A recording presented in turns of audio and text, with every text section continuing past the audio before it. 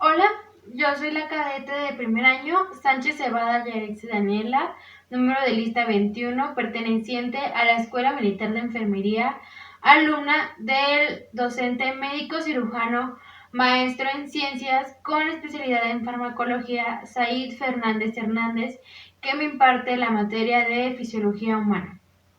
Yo les voy a hablar sobre el sistema digestivo. ¿Cuál es la función de este sistema? La función principal de este sistema es realizar la descomposición del alimento para la obtención de nutrientes, que estos nutrientes son el material básico que el cuerpo utiliza día a día para que tengamos como la energía de realizar nuestras actividades diarias. Este sistema digestivo está formado por un tubo digestivo que consiste en boca a ano y por unas glándulas anexas que participan en la transformación de este alimento. Este tubo digestivo comprende boca, faringe, esófago, estómago, intestino delgado, intestino grueso y ano. Y las glándulas anexas son las glándulas salivales, el hígado y el páncreas. Vamos a hablar de este tubo digestivo. El tubo digestivo ya dijimos que es un tubo largo, tiene aproximadamente 7 centímetros y está conformado por 4 capas. Este tubo se va a funcionar por un movimiento de peristalsis. El movimiento de peristalsis es un movimiento como así, que va a hacer que el alimento vaya bajando de una manera correcta y no llegue así como que de sopetón al estómago. En la imagen podemos ver que la parte del medio que dice que es la luz, ahí es donde va a estar el alimento. El alimento va a entrar a través de las células cilíndricas que hay alrededor y estas van a atravesar el tejido conjuntivo. El tejido conjuntivo los va a conducir o los va a unir al torrente sanguíneo donde están los capilares y así ya va a poder viajar a través de las venas. El tubo digestivo tiene 4 capas. La más externa es la serosa. La digestión va a estar compuesta por 2 partes. Un tipo es la digestión mecánica y otro tipo es la digestión química. ¿En qué consiste la digestión mecánica? La digestión mecánica, en la imagen coloqué una boca porque esa consiste en el movimiento o en el triturar el alimento. Por eso es como la parte inicial para que el alimento llegue al estómago. Esta región mecánica va a consistir y va a desprender desde los dientes, lo va a ayudar la saliva, la lengua, los labios. Y la digestión química ya se refiere a un proceso llevado por enzimas. Aquí hay una imagen donde se muestra a grandes rasgos cuáles son los procesos. Empezamos por la ingestión, que es cuando introducimos el alimento, e incluso un experimento que realizó Pavlov demuestra que la ingestión puede ser incluso desde antes de que nosotros consumamos el alimento, es decir, desde que nosotros nos lo imaginamos y nos lo saboreamos y decimos, ay, qué rico, desde ahí ya está nuestro estómago secretando cierto ácido clorhídrico, ciertas células que van a ayudar a esto. Entonces, el alimento puede consistir desde antes que el alimento ingrese a la boca. Después va a pasar por un proceso de deglución. Ese proceso va a consistir en que el alimento ya no se va a llamar alimento, ahora se va a llamar quimo alimenticio. El quimo alimenticio no es otra cosa más que el alimento masticado. Lo podemos ver muy claro cuando estás masticando algo y de repente abres la boca y eso que se ve ahí, eso ya va a ser el quimo. El quimo va a ingresar al estómago y después al intestino delgado en la primera porción que se llama duodeno, y en esta parte es donde se realiza la digestión, que es el proceso como más fuerte o lo más importante. Después de aquí va a seguir en el intestino delgado, pero ya va a pasar a sus segundas porciones, que es el yeyuno y el ilion, y después al intestino grueso, que aquí ya se lleva a cabo la absorción y la egresión. Vamos a comenzar explicando entonces la boca.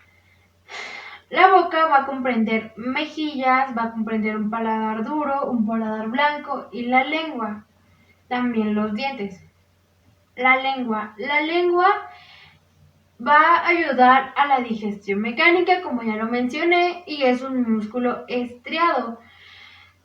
La lengua puede servir como un dato clínico, ya que cuando nosotros tenemos una lengua geográfica, que son las lenguas que los pacientes de pronto manifiestan, que son las que tienen como cositas o como pequeñas rayitas en la lengua, esas pueden significar que el paciente viene con un tipo de alergia, pero también puede ser como parte del paciente, o sea, depende de la persona, pero sí es importante que pongamos atención en ella.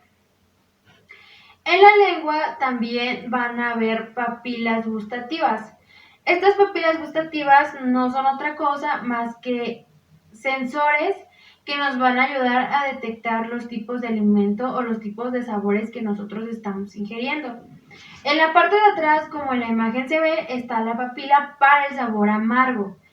En la punta está la papila para el sabor dulce. A los laterales está la papila para el sabor ácido y entre la papila dulce y el sabor ácido está la papila para el sabor salado.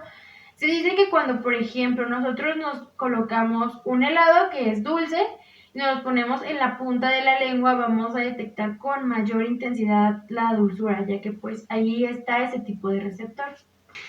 Después vamos con los dientes. Los dientes es un órgano que va a estar conformado de una corona dental, de un cuello dental, de una raíz y van a tener muchas inervaciones. También va a tener un esmalte, una dendita, una pulpa dental, un cemento, el hueso se ve en la parte de abajo como ahí está incrustado. Entonces, como ya dijimos, los dientes son una parte muy importante. Cuando un paciente no tiene sus piezas dentarias completas, puede haber o va a existir más bien un deterioro en nuestra absorción de nutrientes. Esto es muy común en los pacientes de la tercera edad, ya que pues la mayoría ya no cuentan con las piezas dentarias que son. Vamos a hablar que existen 4 tipos de dientes. Los primeros son los incisivos. Los incisivos constan de 4 piezas dentarias arriba y 4 abajo, son los que tenemos hacia enfrente. En la diapositiva coloqué un cuchillo, ¿por qué? Porque estos van a tener la principal función de cortar. Después vamos con los dientes caninos, que son los famosos colmillitos de aquí. Tenemos 2 en la parte de arriba y 2 en la parte de abajo. Ahí coloqué un perro porque como que su nombre lo dice, estos dientes van a tener la función de desgarrar. Después vamos con los premolares. Los premolares van a tener la función de triturar, por eso coloqué una licuadora ahí. Y estos son 4 arriba y 4 abajo. Y por último tenemos los molares o los terceros molares, que estos ya van a tener como la función final que va a ser triturar, es por eso que está el mortero. Si observamos con detalle, todos los dientes se van acomodando en una forma que primero preparan el alimento para que esté lo más triturado posible. Después llegamos a la saliva. La saliva va a tener funciones principales como la lubricación, es antimicrobiana, va a tener la función de limpiar, va a tener una solución buffer, va a preparar el alimento y ayuda a la fonación. La saliva es secretada por 3 glándulas importantes. La primera son las submandibulares, las otras son las sublinguales, que estas van a ser cerosas porque contienen enzimas que se encargan de hidrolizar el alimento. Y por último están las glándulas submaxilares, que que estas se encuentran entre la parte sublingual y la parótida. Tenemos que en estas glándulas salivales vamos a encontrar la amilasa. La amilasa se encarga de degradar carbohidratos.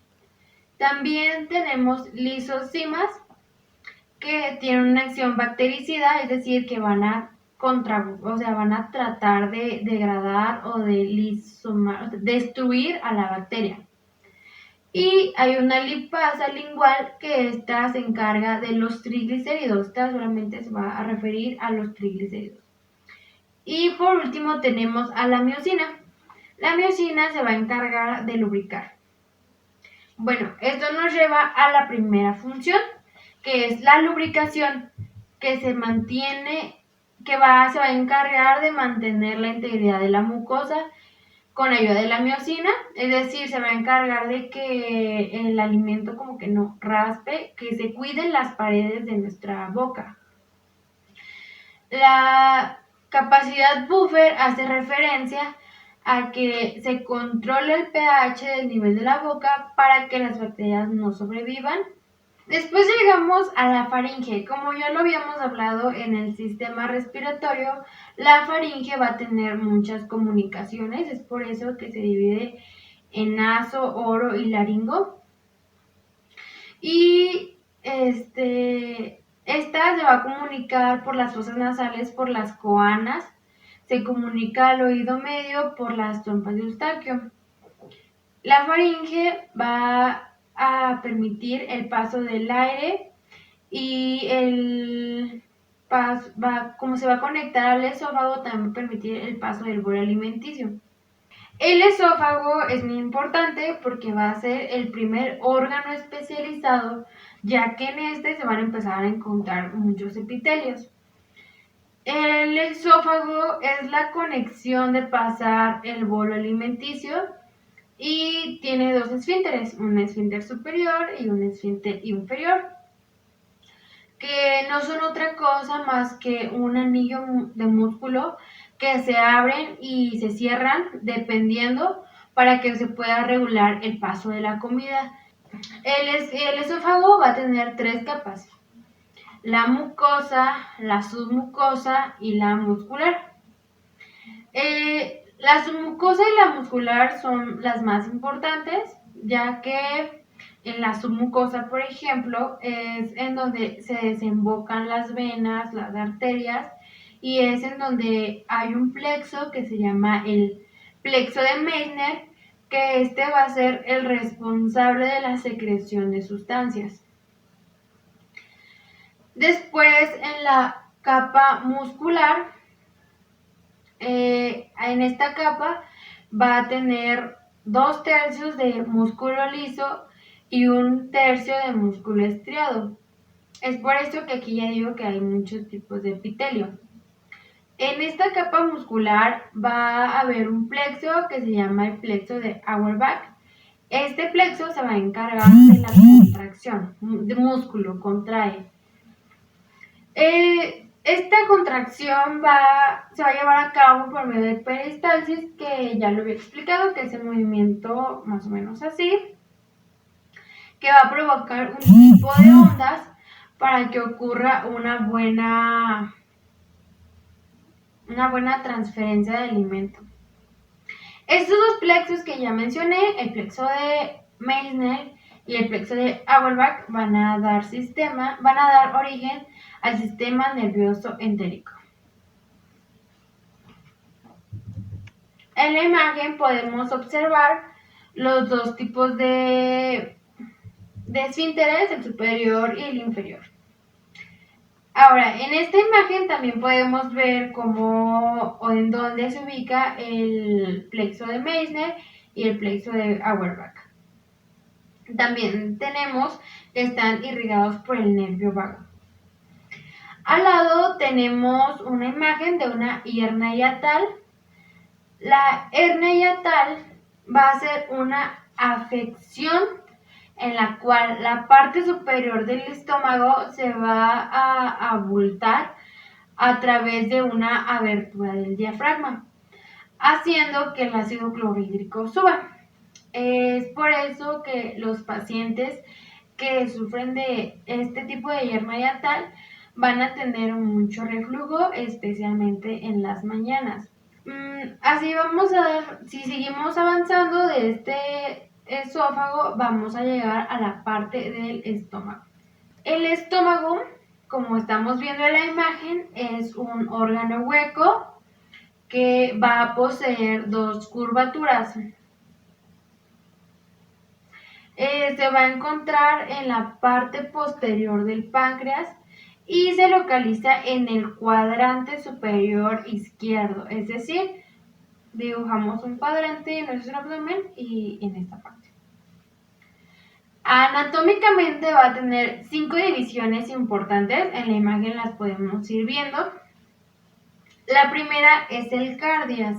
El cardias es la parte que está casi junta al esfínter esofágico inferior y esta va a ser la que permita la entrada del esófago al estómago. Después llega el fondo gástrico. Esta es la parte que se forma en la curvatura mayor, que es en donde en la imagen se dice estómago, ahí esa es la curvatura mayor. Después tenemos el cuerpo gástrico, que es la porción más grande del estómago y se encuentra a la mitad. Por último tenemos el píloro. El píloro es la porción distal del estómago que va a servir como un esfínter que va a conectar al intestino delgado. O sea, este se va a abrir y va a cerrar. Ya habíamos mencionado que tiene capas, tiene 4 capas y habíamos hablado de la capa mucosa. La capa mucosa es la que va a dar forma a los surcos o grietas que se ven en la parte profunda o la parte hueca del estómago. Ahí tenemos una imagen donde más se ve cómo se están formando los surcos o las criptas. Estas van a liberar protones de hidrógeno y iones de cloro que van a dar origen al ácido clorhídrico y al pexinógeno. Bueno, ahora vamos a hablar de las funciones. Tenemos que el estómago tiene muchas funciones porque ahí es donde se va a llevar la mayor actividad. Entonces, las primeras funciones son las motoras.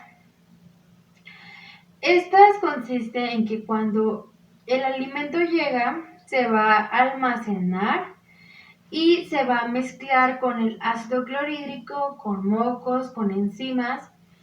Este almacenamiento se va a llevar a cabo principalmente en el fundus y en el antro, ya que en estas partes son las contracciones más fuertes, como están en la curvatura mayor, ahí se va a llevar lo más fuerte. Después se amasa el alimento y se va a bajar al antro y al píloro. En el transcurso que se baja, se va a hacer por ondas peristálticas. En la curvatura menor, que ya es en la partecita de abajo, ahí va a ocurrir el vaciamiento gástrico.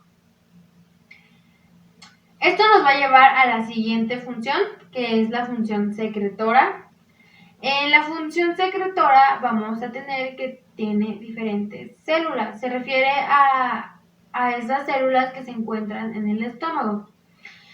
En el cuerpo principalmente se van a encontrar las células parentales, las principales, las mucosas, las células B y el factor intrínseco.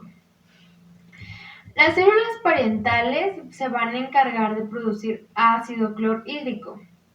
Las células principales vamos a encontrar el pexinógeno que se convierte en pepsina para que se puedan degradar las proteínas. Después las células mucosas, como su nombre lo dice, van a secretar moco y estas células son las que se encargan de cuidar las paredes de nuestro estómago, gracias a ese moco. Después, si nos vamos más abajito de nuestro estómago, o sea, ya pasamos el cuerpo, si nos vamos más abajito, llegamos al antro. Tenemos que en el antro hay una nueva célula, que es la célula G, que es la que se va a encargar de secretar gastrina. En la anterior imagen habíamos hablado que hay una célula D y esta se va a encargar de producir somatostatina, que es la hormona contrarreguladora de insulina y de glucagón. Decimos que el estómago también va a tener una función endocrina, ya que se secretaron todas estas sustancias. Ahora, estas células que van a estimular al ácido clorhídrico necesitan sustancias estimulantes para que estas sustancias estimulantes funcionen como receptores específicos. Entonces tenemos de 3 sustancias que nos van a ayudar a esto. La primera es la acetilcolina. La acetilcolina se va a unir a la célula parental y así se va a formar ácido clorhídrico. Otra forma es por medio de las células gastrinas, que habíamos dicho que se encuentra en la parte del antro, o sea, más abajito. Al llegar aquí, se va a producir ácido clorhídrico cuando se junta con las parentales. Y otra sustancia estimulante es la histamina. La histamina activa a las células parentales. En este caso se utilizan los antihistamínicos para inactivarla. Un ejemplo de un antihistamínico es la ranitidina. Y así como tenemos sustancias estimulantes que nos ayudan a que se forme de manera correcta el ácido clorhídrico, también vamos a tener sustancias que inhiben, o sea, que detienen este proceso. Y una sustancia que va a detener la formación de ácido clorhídrico es la somatostatina. Otra función del estómago, comprendiendo la anterior, es que inhibe la población bacteriana. La mucosa gástrica va a secretar ácido clorhídrico y este ácido clorhídrico va a funcionar como un protector al destruir las bacterias que ingerimos por los alimentos. Y pues esta función nos lleva a la última, que es la defensa contra absorción de sustancias nocivas o agresoras o eliminación de estas sustancias. Esta función funciona principalmente por el reflejo del vómito, ya que se va a activar como un mecanismo de defensa. Cuando nosotros vomitamos algo que nos hace daño, porque nos intoxicamos, porque somos alérgicos a eso, por medio del vómito, dependiendo obviamente de la sustancia, pero puede funcionar para que no haya una absorción de eso que nos está haciendo daño. Bueno, así llegamos a las fases. Ya dijimos que en el estómago las células, como las células parentales, secretan ácido clorhídrico. Entonces, este ácido clorhídrico se va a ir secretando como en fases, que van a consistir en un cierto porcentaje. La primera fase es la interdigestiva. Esta fase dice que es el periodo entre comida y comida. Después, la siguiente fase, que es la fase cefálica, secreta del 50 al 60% de ácido clorhídrico. Entonces, cuando nosotros nos imaginamos algo que se nos antoje mucho, nuestras células ya empiezan a secretar este ácido clorhídrico. Después vamos a la fase gástrica.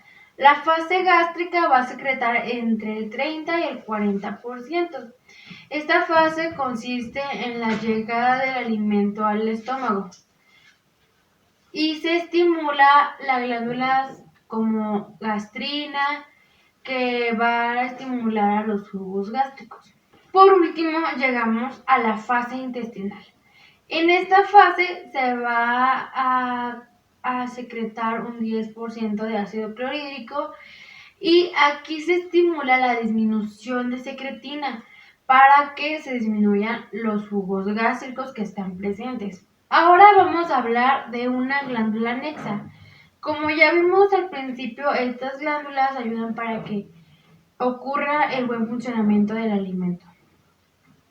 Tenemos que el hígado va a ser va a tener una coloración rojo pardo.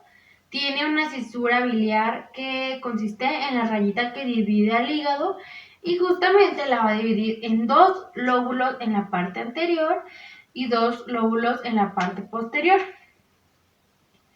Su peso aproximadamente es de 1.5 kilogramos en un adulto y se sitúa en el hipocondrio derecho y parte de la región epigástrica, es decir, hacemos esto y en el epicondrio derecho y parte de la región epigástrica, por acá, va a estar como por acá. Abajo del diafragma, unido por el peritoneo, tenemos que el hígado, lo estamos viendo, no va a ser un órgano hueco.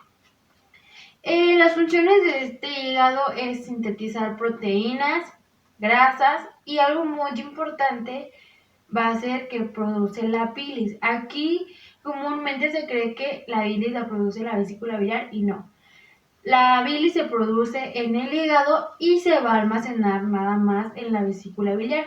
Más adelante voy a explicar cómo se conecta el hígado con la vesícula biliar. Entre otras funciones es la eliminación de hormonas, depósito de glucosa, hierro y vitamina 12. Y tenemos que el hígado es rodeado por una cápsula. La cápsula se llama Gison, cápsula de Gison. Las células del hígado van a ser los hepatocitos. La función que tienen los hepatocitos es transformar y almacenar glucógeno y lípidos. El hígado va a recibir una gran vascularización. El 85% va a ser de la vena porta y el 15% va a ser de la arteria hepática. En la imagen podemos ver las de azulito son las venas y la roja es la arteria. Estamos viendo que cuando se junta la vena hepática con la vena porta y el conducto biliar, a esto se le va a llamar triada portal. Cuando el hígado ya dijimos que produce la bilis y esta vamos a ver cómo va a ser recolectada. Estamos viendo en el video o en la pantalla que el hígado va a tener un conducto hepático derecho y un conducto hepático izquierdo. Estos conductos juntos van a formar el conducto hepático común, que a su vez se van a unir con el conducto cístico. Este conducto cístico ya va a desembocar en la vesícula biliar. Ahora que va haciendo un zoom de esta vesícula biliar, estamos viendo que es como una especie de globo y tiene 4 porciones. La primera es el cuello, que es la parte más delgadita. Después sigue el infundíbulo, que es como el arquito que sigue después del cuello. Y después sigue el cuerpo pues es la parte más gorda y el fundus es el final. Aquí se almacena la bilis. ¿Pero qué es la bilis? La bilis es una sustancia que va a neutralizar la acidez del jugo gástrico y ayuda a la digestión de las grasas, así como también va a absorber las vitaminas liposolubles. ¿Cuáles son estas vitaminas? Estas vitaminas son la vitamina D, la vitamina E, la vitamina K y la vitamina A. La bilis posee agua, posee colesterol, posee sales biliares y pigmentos biliares. Ya vimos cómo del hígado pasamos a la vesícula biliar. Ahora vamos a ver cómo después de aquí se va a relacionar con el duodeno. Bueno, ya vimos que saliendo de la bilis, ya no se va, el conducto hepático que sale por el conducto cístico ya no se va a llamar conducto hepático. Ahora se va a llamar conducto colédoco. Este conducto va a ir alargándose con el epiplón y con la arteria hepática y la vena porta. Va a ir desencadenándose y al llegar al duodeno va a llegar por la parte posterior. Al llegar a la parte posterior, es decir, como por atrás, ahí ya vamos a estar cerca del páncreas. En la imagen se puede ver, ahí, esta imagen que se ve es como si yo estuviera de aquí de enfrente y vemos como el conducto biliar común que ya se formó está en la parte de atrás. Ahora vamos a pasar a la siguiente diapositiva en donde se ve como, ya si yo me volteara, esa sería la imagen. Ahí vemos cómo el colédoco se está uniendo con el conducto pancreático y van a formar la ampolla pancreática o ampolla de Vater. Esta ampolla tan famosísima, haciéndole un zoom, que es la imagen que está al lado, va a dar origen a 3 esfínteres importantes. El más importante de estos va a ser el esfínter de Oddi. Este esfínter es un complejo de fibras musculares lisas que atraviesan el duodeno. Ahí en la imagen se ve como lo rojito es el duodeno y como el esfínter de Oddi está haciendo como una tipo de vaginación y así, está como metiéndose. Este esfínter es importante porque un ejemplo es en las mañanas se debe de mantener cerrado, ya que si no está cerrado va a hacer que haya un reflujo y pues este solamente se va a abrir con la presencia de colecistoquina en el intestino delgado. Entonces aquí ya estamos en el páncreas. Recolectando el páncreas ya dijimos que va a desembocar por el conducto pancreático en el duodeno, formando la ampolla de Vater. El páncreas tiene doble función, tiene una función exócrina y una función endocrina. ¿Pero por qué se dice que tiene estas? Bueno, tiene una función exócrina porque va a sintetizar enzimas como la amilasa, la lipasa, la proteasa y la nucleasa. ¿Y por qué se dice que es endocrina? Porque tiene función endocrina. Porque el páncreas posee islotes, que se llaman islotes de Langerhans, que son la fuente de insulina y de glucagón, las cuales son hormonas que intervienen en la regulación de los niveles de glucosa. Sabiendo esto, vamos entonces a adentrarnos a la insulina y al glucagón. La insulina es producida por las células beta de los islotes pancreáticos y se va a secretar en respuesta a un incremento de la glucosa en sangre. Y al estimular su absorción, se va a utilizar esta glucosa para que pueda iniciar un proceso de conversión de glucosa a glucógeno. Es decir, con esto se va a conseguir que se disminuya la glucemia. Ahora, por otro lado, el glucagón. El glucagón es producido por las células alfa de los islotes pancreáticos. Estos incrementan la concentración de glucosa en la sangre. Entonces, en la imagen estamos viendo en un nivel de glucosa alto, hay una flechita hacia el páncreas, eso quiere decir que el páncreas va a secretar glucagón. Ya dijimos que el glucagón es segregado por las sustancias alfa del páncreas. Y esto va a hacer que se estimule la degradación de glucógeno y haya la salida de glucosa del hígado. En la imagen de al lado, bueno, en esa misma, está cuando hay un nivel alto de glucosa en la sangre.